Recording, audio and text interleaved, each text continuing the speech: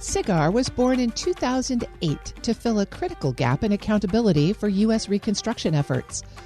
Its last report distills hundreds of audits into hard truths, systemic weaknesses that outlasted the mission, and reforms that never fully took hold. As the watchdog sunsets in early 2026, Acting Inspector General Gene Aloise explains what happens next and why those lessons matter now more than ever. Mr. Aloise, it's so great to have you on the show. Great to be here. You are the Acting Inspector General for the Special Inspector General for Afghan Reconstruction. That's right. It's about to stand down, but tell us the origin story of the organization. Well, SIGAR was created around 2008, got started around 2009.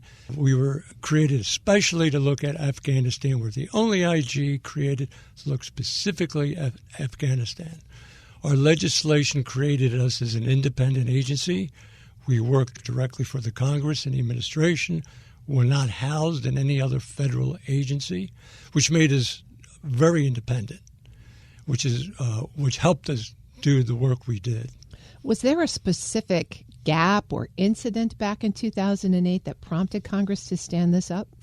Yes, Congress was getting concerned that there was so much money going into Afghanistan, and they really didn't have a special IG to look at it. They had other IGs going on, but they wanted a specific focus on Afghanistan. Over your nearly 2 decades, you've issued hundreds of audits and lessons learned reports. Are there any that stand out as significant and consequential, maybe the most consequential for U.S. policy or operations? Yeah, I think our final report summarizes all our work in the past 17 years. It lays out where the money was spent, how it was spent, what our audit work covered, what our investigations work covered, and what our lessons learned report covered. It's a very first time only comprehensive collaboration of all our work. As I read through it, one of the themes I took away was there were a lot of missing internal controls. Processes could have been organized and designed better from the beginning that would have prevented some waste. Could you give us some examples there? Oh, there are a lot of examples of missing controls. The problem with Afghanistan is we spent, and this is often said, too much money too fast in a country that couldn't absorb it. So there was, a lack of agency control over the money going in there. We had too many people rotate too frequently to keep track of all the money.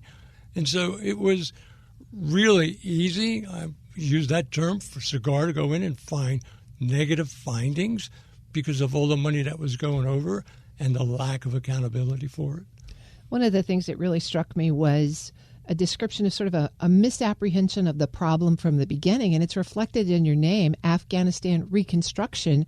But we weren't really reconstructing, we were constructing. What difference did that make in how the process played out? That's correct. When you think about what we were trying to do, build a vibrant economy and democracy in a severely underdeveloped country with high illiteracy rates, high poverty rates, it was really a Herculean task. And it wasn't really reconstruction, as you mentioned. It was construction. We actually constructed the Ministry of Defense building, all the ministerial buildings over there. We constructed. There was nothing there. We constructed institutions as well. Mm-hmm. Yes. How did that play out? Not well. I mean, the government we created in Afghanistan, we being the United States and the donor countries, was basically a white-collar criminal enterprise because of the corruption that was there. It was a good faith effort, but for many years we ignored, the United States and others ignored the corruption. And by the time we created a government over there, it was endemic. Corruption was endemic. Did you notice in your final report that any of the previous reports and findings led to measurable change? Our reports led to about 30 legislative achievements, either specific legislation or amendments to legislation to correct problems. We made over 1,500 recommendations to agencies. About 73% of them were implemented. We did change programs for the better. We did save money, about $4.6 billion we were able to save. So, yeah, our reports had impact. Did you see that in real time or only in looking backwards? No, sometimes in real time. We stopped the purchase of UH-60 Black Hawk helicopters to the tune, I think, of $40 million. There was infrastructure that was being built that we thought was not warranted. We stopped that. The report goes in just lists of a series of things we were able to stop. I'm speaking with Gene Aloise. He's the acting Inspector General for the Special Inspector General for Afghanistan Reconstruction. Despite all of those accomplishments, the report also notes some systemic issues that were never fully resolved. What were the toughest problems to fix, and why did they persist? Well, a lot of it dealt with agencies' pushback to what we were trying to do. You know, we were a very aggressive IG, probably the most aggressive IG in Washington, D.C. But that a lot of people didn't like that we were so aggressive. So, you know, sometimes we had a battle to get things done. We had a lot of support on the Hill. We had, I think, 24 hearings over our time span. And we were able to get things done, but it wasn't easy. For example, under the Biden administration, they delayed our work for over a year because they said in 2021, the troops left, your jurisdiction is over. But our jurisdiction was always follow the money. It was never tied to the troops. So that delayed our work for about a year. And how did you pick that back up then? Through a bipartisan congressional effort that got the administration to start cooperating with us. Well, speaking of following the money, your charter, I guess, sunsets in 2026, but there's still money out there. Who will pick up the responsibility for tracking what's left? For Afghanistan? Mm-hmm. We're talking about the DOD IG and the State Department IG. We've transferred a lot of our material over to them, and they will pick up what's left over there. But money has stopped. Early, you know, the Trump administration has stopped funding to Afghanistan. In this transition, how will you be able to protect the lessons learned? You've done a lot of reports about lessons learned. Where will those go?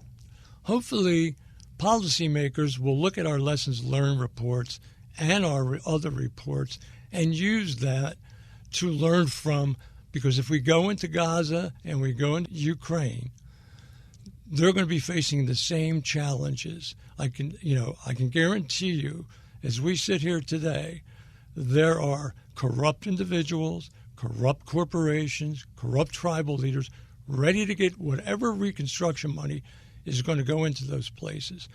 Look at SIGAR's work. Look at our recommendations.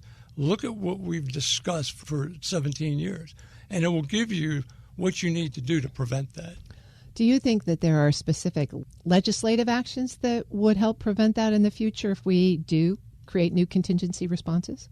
Yeah, I think the best thing they could do is create another SIGAR-like organization, because only an independent organization that is not feeling the pressure from an agency head or whatever to not report the facts is going to do what we were able to do in Afghanistan.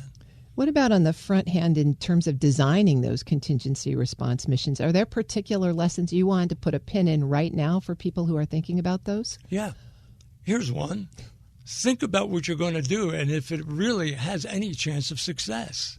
Because what we saw in Afghanistan is really, did we ever have a chance for success in Afghanistan? I mean, the mission was so difficult to do.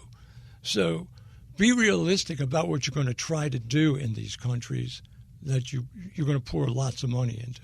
Is that realistic assessment something that the government can do itself? Does it need outside red teamers to help it with? How do you really get a comprehensive, realistic assessment? There's plenty of smart people in the State Department, Defense Department, and other agencies that could sit down and lay out a strategy for wherever country they're going into, that, yeah, they can figure this out.